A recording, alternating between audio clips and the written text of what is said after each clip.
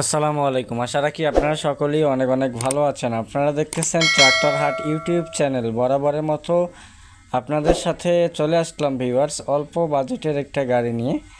মাত্র 800 ঘন্টা রানিং ট্রাক্টরটা বিক্রি করা হবে ভিউয়ার্স। আপনারা দেখতে পাচ্ছেন স্বরাজ 744 মডেলের ট্রাক্টর। তো গাড়িটি বর্তমানে আছে মাহিন্দ্রা কর্ণফুলী ডিলার পয়েন্টে আছে।